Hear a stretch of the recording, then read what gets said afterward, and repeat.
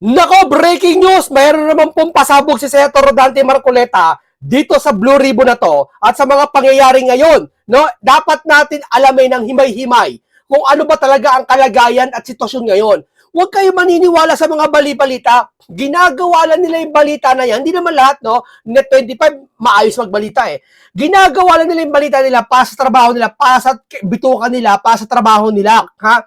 Para mabusog lang sila. Yun lang gawain nila. Pero yung pagmalasakit mo, yung totoong nangyayari, ha, hindi nila ginagawa yan. Bakit? Kung talaga may pagmamalasakit kayo sa taong bayan, hindi makapagpapaligaw yung mga balita nyo inilalabas. Tama, mali. Katulad ng ginagawa nyo kay Senator Marcoleta nakaraan, ini-splice nyo yung video, tapos magre-react yung mga tao, tapos i-upload nyo ulit, gano'n na naman. Araw-araw nyo, in the same time, pinagtatakpan nyo na yung flood control, tapos inililigaw nyo pa yung taong bayan, tapos pinapasama nyo pa yung mga taong alam nyo nagsasalita sa flood control at naghahanap ng mga ebidensya. Tama, mali? Di ba? Rekta tayo. Rekta tayo. Dito lang yata sa programang ito, may mga ganitong mga salita, mga malaman, masusustansya. Di ba? Yung iba nagre-react lang eh. Di ba? Wala kang makikitang sustansya sa mga sinasabi. Di ba? Iba talaga kapag ang isang tao nakapagbasa at natapos niya ang banal na kasulatan basahin. Iba ang pananalita. Di ba? Oh, may diin, may laman, may masustansya. Kahit matulog ka, mananaginip ka. Ne, biro tayo, maiba tayo. Dito kay Senator Dante Marcoleta tayo. Alam niyo mga kaibigan, iba talaga po ang isang Senator Dante Marcoleta kumpara diyan kay Pinky. Yeah? Imagine. Si Pinky magsasalita lang po nag-i-interview. Nagsasalita lang siya galing dun sa mga nakaraan niyang splice video i-upload niya sa page niya. Tama? Magsasalita lang siya pag in-interview siya ng mga balita. Pero wala siyang ganitong pagsasalita na nilalahad-lahat. May ganito ba? Wala. Puro siya blind item. Ikaan niya si Erwin. May CCTV nakita. Dumaan kay Erwin. Remember? Si Marcoleta, si Gutesa pumunta sa opisina. May mangyayaring military junta. May destabilization nangyayari. Puro siya ganyan. Puro siya yung mga makikinig sa kanya. Ho? Masabing magaling siya, masabi na, uy, ang galing ako, ito ako, senador ako. Sir, eto sabihin ko sa'yo para patas tayo, hindi tayo masaya. Si Pinky magaling talaga. Magaling ka. Oo, hindi ka tatanda ng ganyan, edad ng ganyang edad, 77 o 78, no? Hindi ka gaganyan at hindi ka magiging matika, magiging PMP ka, PMA ka pa, o tumakbo ka pang senador, nanalo ka ilang beses, kung hindi ka talaga magaling. Nga lang, yung galing mo, hinahanap namin yun ngayon. Ganun lang kasimple yun.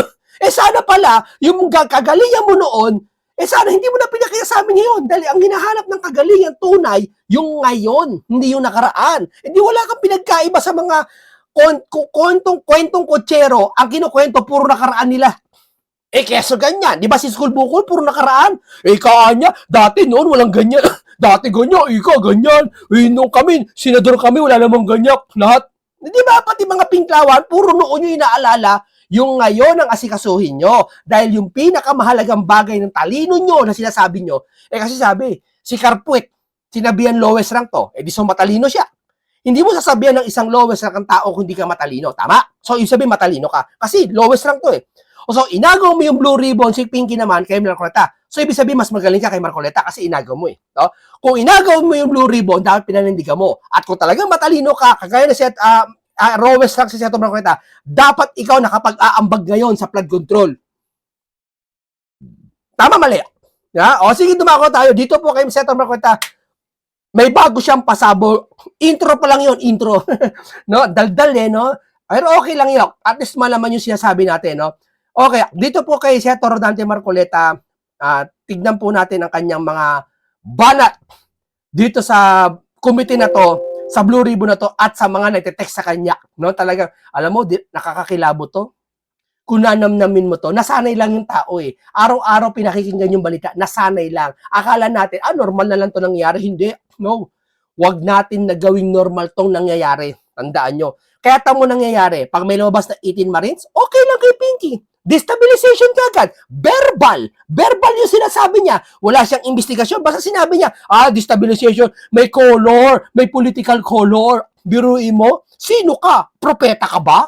Para makapagsalta ng ganyan? Para paniwalaan ka namin na sasabihin mo? uy, kahit si Senator Marcoleta pa nagsalita, hindi na agad namin pinaniniwalaan. Saka lang kami naniniwala kapag yung sinasabi niya nangyari at nangyayari na. Nangyari na at nangyayari. Oh, kay Pinky, destabilization anya. Ano destabilization? Paano kami maniniwala sa destabilization? Wala pang investigasyon. Sige nga. Oh, di ba? Oh, pakinggan nyo si Senator Rodante Marcoleta. Pwede, napakaganda nun. Napakarami ng batas. Napakarami ng bakas. Napakarami ng iniwang mga pwede mong tuntunin. O bakit na imbes na tuntunin mo, sasabihin, teka muna. Bakit February 24, papayataan niya may hatlong politika? Ba't itinaon? Mga gano'n, no? Yung timing. Ako naman ang mag-iisip. Palagay ko, kaya nila siguro ginamit ang, ito naman, sarili ko lang. Kaya nila siguro ginamit yung 24 kasi alam nila, yung araw na yon ay pagsisimula ng isang People Power Revolt. Ano? Gusto nilang bigyan ng dramatization. Oo nga, pero. Ano naman masama ron? Makakapamili ka ba ng araw kung saan mo gustong sabihin o isiwalat ang nalalaman mo? Namili lang siya ng araw na yon. Ako kahit na anong araw pa yon, ang importante, tama ba yung dapat ba nating suyurin, dapat ba nating sundan ang mga isiniwalat nila? Yun ang importante ron. Immaterial yung petsa. Di ba? Opo.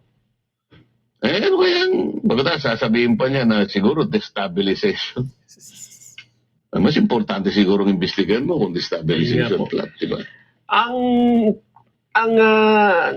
Yung kanilang affidavit, sana medyo makapal. Ang ginawa ni Attorney Levy Baligod, isinabmit ito sa ombudsman, hindi ako nagkakamali kahapon eh. Ang sabi niya, ito ay hindi complaint. Parang in-refer lang niya yung affidavit, bahala na ang ombudsman kung ano ang gagawin niya rito. Pakikinggan ba ng ombudsman yan? Nilagay siya di ba, bias eh. Dapat di mo nilagay. Ngayon ako nakakita administrasyon, nilagay mo pinsan mo sa speaker. Si Duterte di ginawa yan eh. Di ba? Ginawa ba niya yan? Kamag-anak niya nilagay niya sa speaker. Yan ba ombudsman nilagay niya Bendalo? May ganyan ba siya? Sige niya. Ano naman yun eh.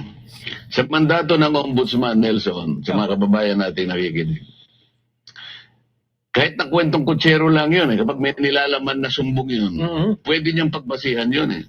Sinasabi ko nga palagi, kahit napanaginipan mo lang, at sinabi mo sa Ombudsman, pwede niyang bigyan ng ng panahon yun.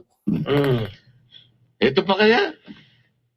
Hintayin mo ngayon, anong gagawin? Dito mo masusukat ngayon. Tama yung ginawa nila eh. Binigyan mo ng kopya itong ganitong opisina. Binigyan ba niya yung NBI? Hindi po. Di ba, binigyan niya yung NBI. Ito kasing dalawang DOJ sa ilalim ng NBI.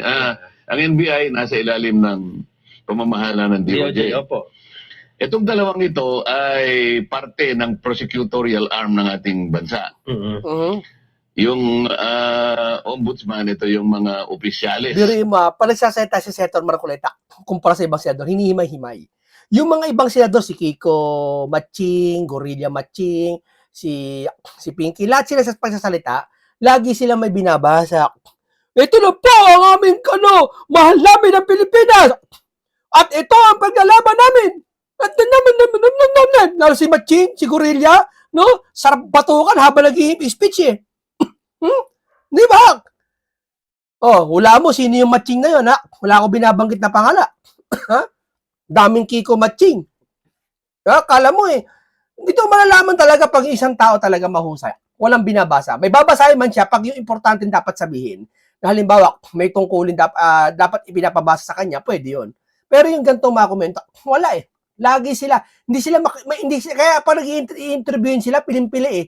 Hindi sila pwede interviewin ng mga yung mga katulad ng mga tanong sila, mga Eden Santos, yung mga gano'n. Natatakot sila eh. Kasi ambush yung interview eh.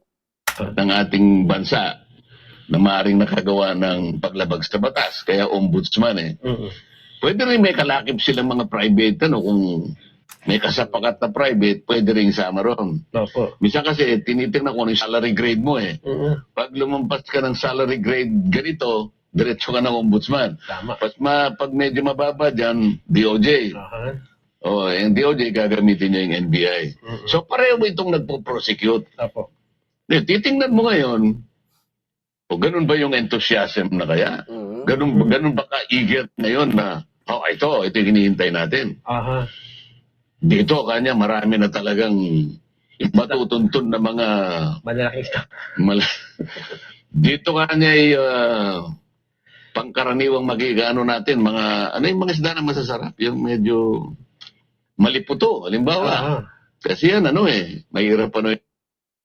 Pero, ayan. Hindi dapat bababa doon sa mga quality ng mga isda na talagang yan ang masarap iluto, di ba? Pinakamalaki ang dapat mong mahuli dyan. Katumbas lamang ng laki ng ninakaw Tama. sa bansa. Pero kung halimbawa, teka muna, wala ito nga niya. Wala akong makita rito. Ang nakikita niya, puro sapsap wala na tayong pag-uusapan na naman. Ito yung problema ngayon na hinaharap natin, Nelson.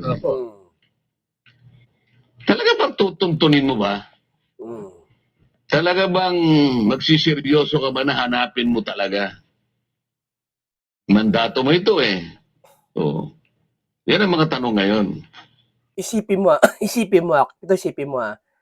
example ko si MG. Kailan niyo si MG, di ba? Saka si FLM, nag-aaway. Yung si Francis Leo Marcos na kulong. Isipin niyo, si MG lang ang gumagawa lahat ng investigasyon para makulong si FLM. Isipin mo, napakahirap makulong si FLM. Nakasuhan na nakalaya pa siya. Ibig sabihin mo, isang tao lang ang gumawa. Si MG lang. Napakulong niya si FLM. Ganon siya hindi siya desperado, ganon siya kahusay sa investigasyon kasi seryoso. Diba? Ito pa kaya, nasa power ka, nasa kapangyarihan ka, senador ka, yun vlogger lang yung kumpara sa Senado, ha? Hindi ko sinabing nilalang lang yun, pero kumpara sa Senado, vlogger lang siya, nakakaano siya. Nakits nyo, kung naisip ko lang bigla yun kasi trending sila Kung talaga seryoso, nasa kapangyarihan pa kayo, ikaw pangulo, senador ka rin, may Senate President pa, hindi kayo makapag-usad sa investigasyon? Ano to? Di may pagkatakip. Humarap kayo sa akin ngayon sa mga nagsasabi sa inyo na wala nang tatakip na nangyayari. Sasabihin nyo, binabayar si Senator Marcoleta. Sige nga, bakit din maimbestigahan yung simpleng bagay na nasa kapangyarihan sila? Hinahanap ko nga po yung balita. Mula nang i-file ito ni Attorney Baligod, parang wala pa akong makitang. Anong hinahanap mo? Mainstream media na kinover yan? Ayun, yun. Ang nakita ko lang, kayo lang naawa pa nga ako sa inyo ni Jen Yung simula, nung lumabas yung mga Nako, yari kayo kay Senator Marcoleta, mga bias na media kayo. Pag naging vice president yan. Hindi naman gaganti yan. Pero, babawi yan dun sa makatwirang paraan. Hindi yan katulad ng inapi nyo tapos gaganti. Hindi kasi, ang ganti kasi may ganting ganito Halimbawa, binabakbaka mo si Senator Marcoleta. Ibig sabihin, pag naging vice president siya, babalikan niya kung ano yung binakbak mo sa kanya. Hindi. Babalikan ka niya sa makatwirang paraan. Alin nyo? Halimbawa, binabakbaka mo siya ngayon, bias kang media ka. Pag ito naging vice president, maaring tanungin ka niya, bakit ka baya? Bakit ganito? Yun ang pagbabak mo, yun ang pagiging makatwirang rason. Di ba? Kung questioning ka, baka may gawin pa dyan na kakaiba. Napaka-bias, ibig mo. Walang binabalita kung totoong nasa taong bayan kayo, kung talaga mahal nyo taong bayan o talaga gusto nyo lang negosyo yung balita na yan, kumita lang kayo. Ibabalita nyo yung lahat, pati mga Marines, hindi si FLM lang binabalita, di ba? Tama, yung unang araw. Hindi ba ako nakita ng mga malalaking mga news networks ito, mga radio television networks? Hindi isa ito, hindi dalawa, hindi 12 yata ito Oo. Pagkaraniwan na, alam mo, sa amin doon. Meron lang nagsabi na, Sen, anong masasabi mo kanya doon sa hamon sa iyo ni Commodore Tariel na pumunta kayo sa Calayan Island? Yan. Ano bang napaka-importante na yun? Yung ba yung pag-uusapan natin? Headline yan. Pero ito,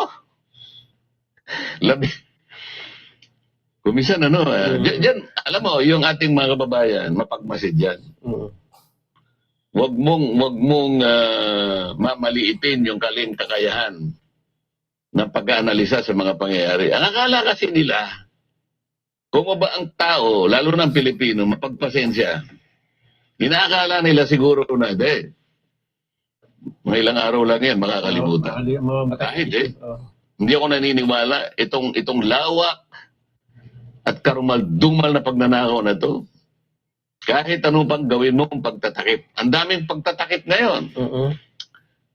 Si Senador Marcoleta, sinabi niya, ihiwalan niya yung Kalayaan Island Group sa teritoryo ng Pilipinas. Isip-isipin mo, kahit hindi ko sinabi, gagawa ng... Diba? Napaka-bias ng media to. Ini-splice niya. Diba? Yung setang give up. Niya, sinabi naman talaga give up eh. Alam mo kasi sa video na yon, sinabi niyang give up, doon sa bandang huli, sinabi niya, atin yun.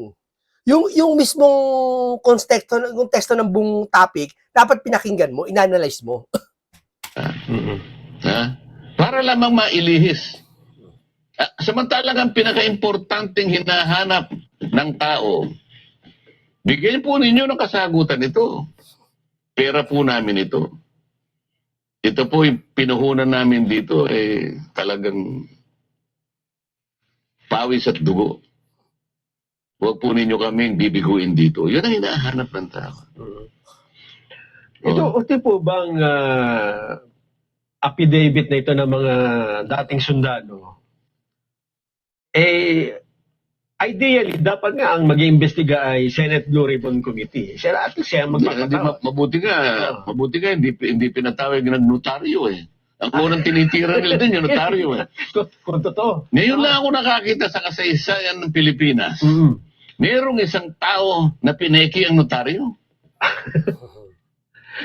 Nang dahil lamang sa gusto nilang i-discredit yung testimony ni Gutesa. Kasi mo, mas mahalaga pa yung notaryo kaysa doon sa flood control issue. Doon nagpunta. Isip-isip. Yung Gutesa, kaya lang napilitang magpanotaryo. May panahon pa ba tayo? Oo, meron Baka ano na lang pinag-uusapan natin na Ang dahil pong nakasubaybay sa atin. para lamang ipawalang bisa sa anumang paraan yung ginawa niyang paglalahad. Dahil lamang silang gumawa talaga nun, ha?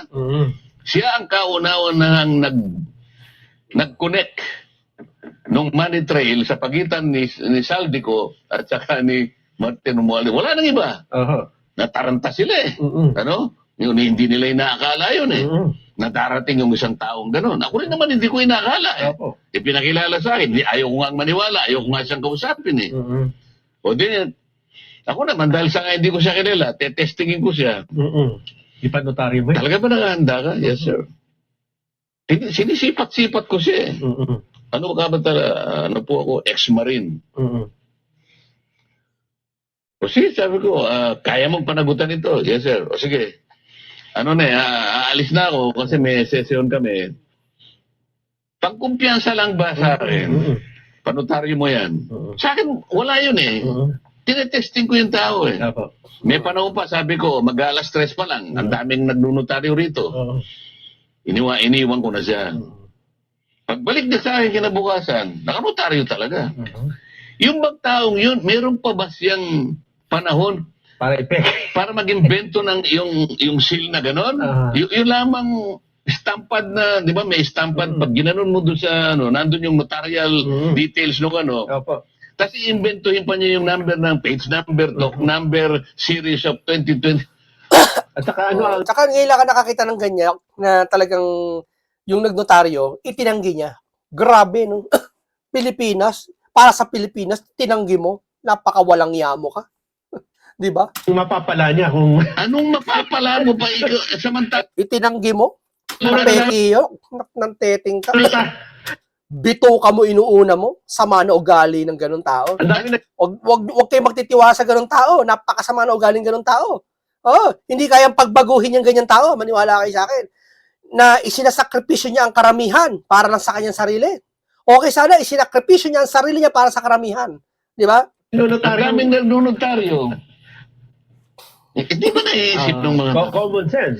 Pagkatapos kumasangkapan sila, kung mo pagkaraniwa, hindi ko po nilalahat sa mga nagnunotaryo, mga abogadong nakikinig ngayon. Yes. Pero ang karamihan po ng mga nagnunotaryo sa ating bansa ngayon, hindi po talagang yung abogado ang pumipirma. Meron po siyang ginagamit na mga lang staff. Apo. Hindi isa, hindi dalawa, maaaring mas marami po siguro sa 5. Depende sa lawak ng kanyang gustong area na magnotaryo. Isa lamang yun ang siguro sa opisina sa Pasay, ang nakita ni Gutesa, yun ang pinirma. Yung available, opo. Ngayon, babae, napuntahan kagad yung yung nagnotaryong babae. Nakaisip ka agad na idea eh. Ang idea, hindi naman talaga umaharap ang mga abogado. So yun. No, hindi ko pirma yan, sabi ng abogada. Hindi nga niya pirma yun. Oo. Hindi niya pirma yun. Kasi ganun talaga sila magnotaryo. Sino ngayon ang dinikdik? Si Gutesa. Tinakot. Sabi niya, pinulsify mo kanya ang notarial register ni attorney bla bla bla. Kakasuhan ka. Kinasuhan ng falsification kung ano-ano. Pati ako tinakot eh. At pati na yung mga taong gumamit sa kanyang source statement ay may pananagutan. Okay lang, sabi ko. Paano ngayon? Nakakita, sa unang investigasyon ko pa lamang doon sa notarial documentation, register nung abogada, nakakuha na kami ng 44 pieces of notarized documents na sinabit niya sa opisina ng Clerk of Court ng Maynila na kung saan sinasubmit ang mga notaryo. Meski pa paano mo titingnan, malayo-malayo doon sa pirma niya. Iba-iba. Hindi lang isa, iba-iba. 44 kagad na ako. Hindi pa kami tapos sa paano niya sasabihin ngayon? Ibig mo sabihin itong 44 na ito, peki lahat ito. Sinabit mo sa opisina ng Clerk of Court ng Maynila. Sa ilalim ng pamamahala ng executive judge na kinasangkapan din nila para gumawa ng order na may pagkukulang na si Gutesa at kung sino man ang gumamit nito, may pagkakala rin. So, ang ginawa ko, dinimanda ko silang pareho. Magkaalam. Alam ko si Senator Marcoleta, marami napakulong to. Maraming kinasuhan tong taong ito. Congressman siya. Kaya ito, maging senador siya, maayos ang problema to, at maging vice president siya kung sakali lang marami ipakukulong to ng sangkot. Maniwala kayo. Na tayo.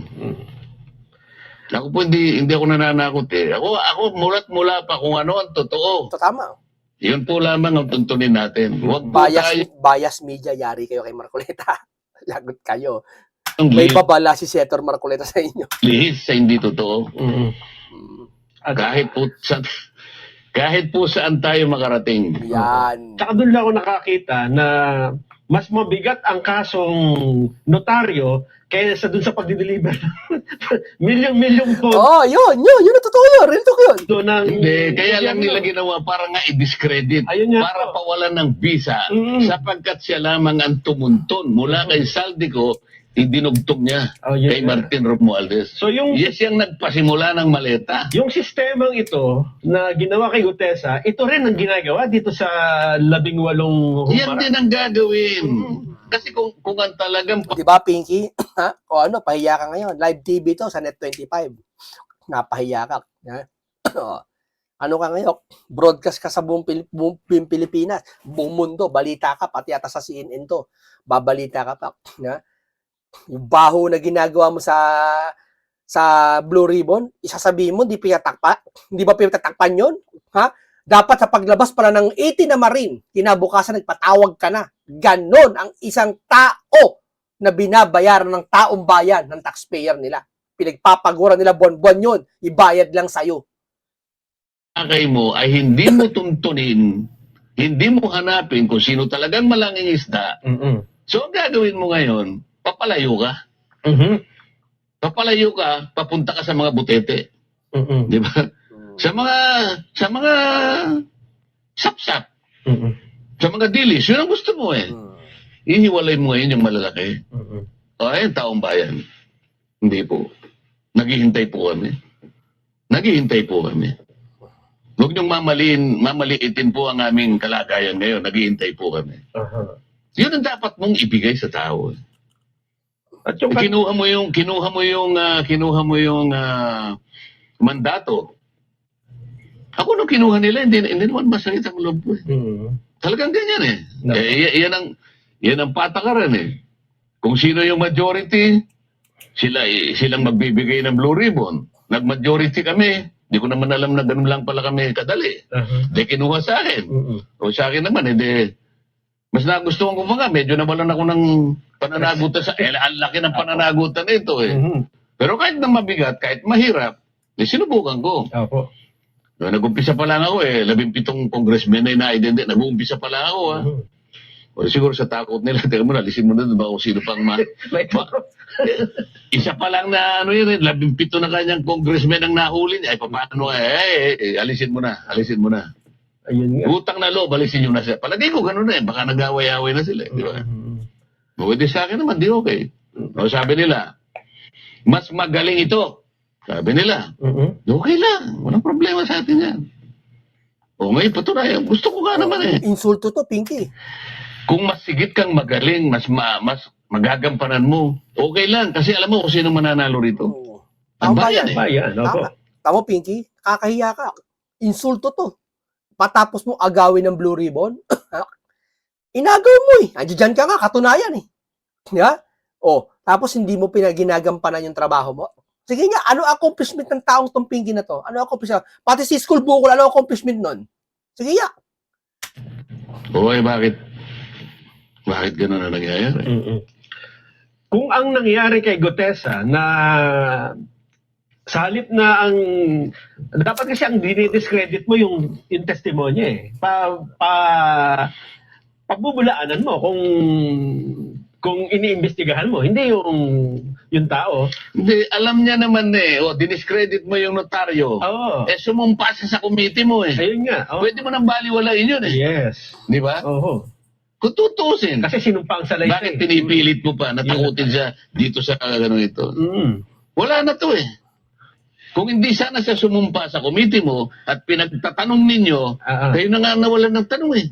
Sa totoo lang, kahit nabalikan natin yung yung hearing. yung hearing, naubusan na sila ng itatanong. Nandun yung mama, magkapon siyang nandun. Lahat nasagot niya, pati yung pangalan ng mga taong Oo. nasa picture.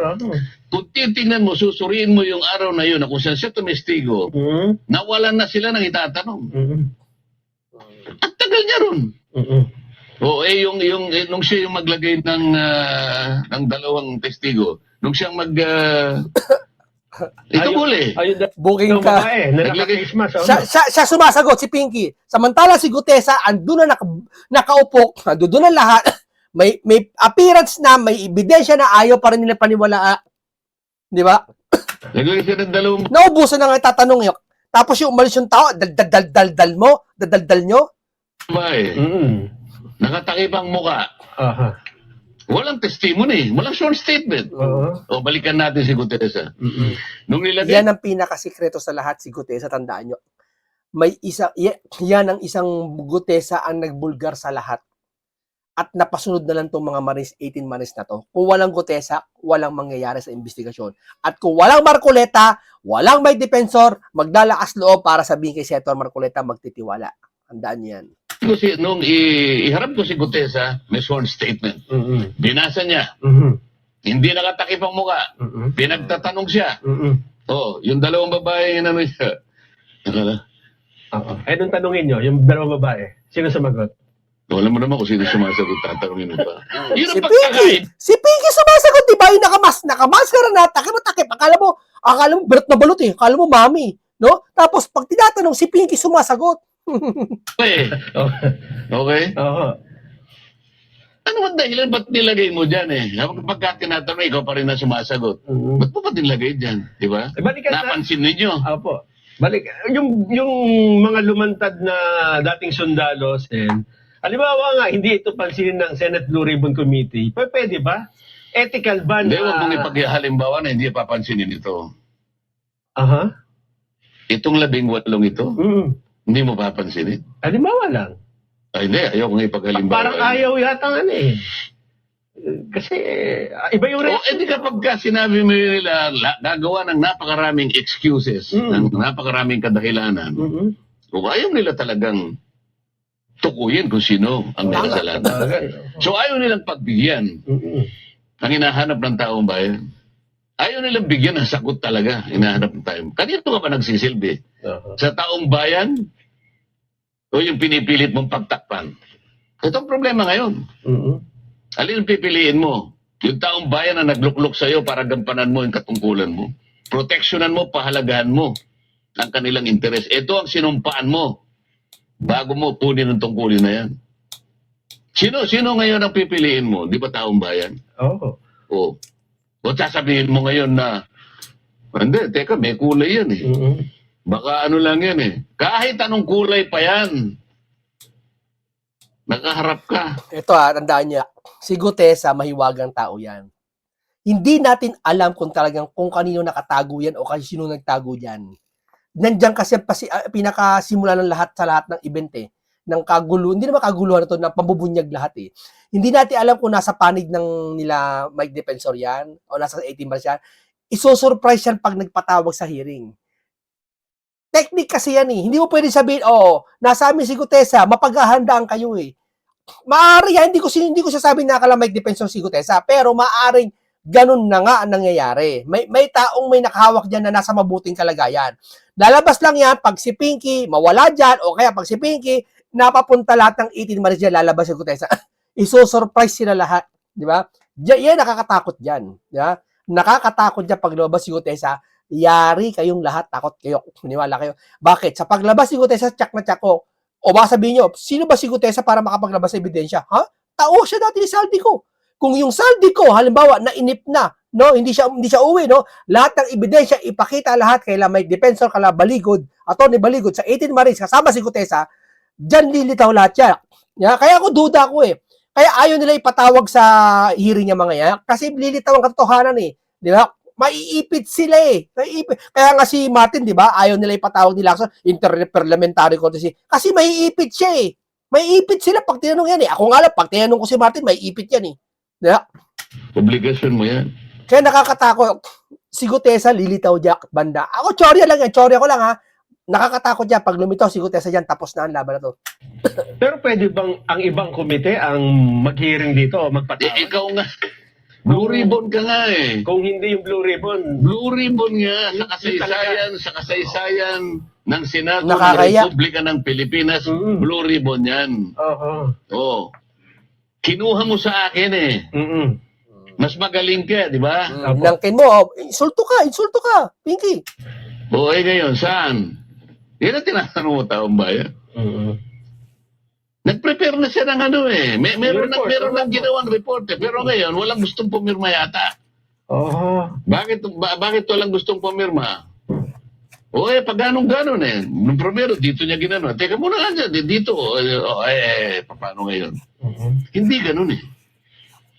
Tuntunin mo, gawin mo, sang-ayon doon sa nakikita mong ebidensya. Hindi mo tatakpan ng ebidensya para ipaling mo dito. Hindi yan ang inihanap ng tao. Nandiyan ang dilema niya ngayon. Paano nga yun, Sen? Nakagawa na siya ng report. May bagong... Teka muna,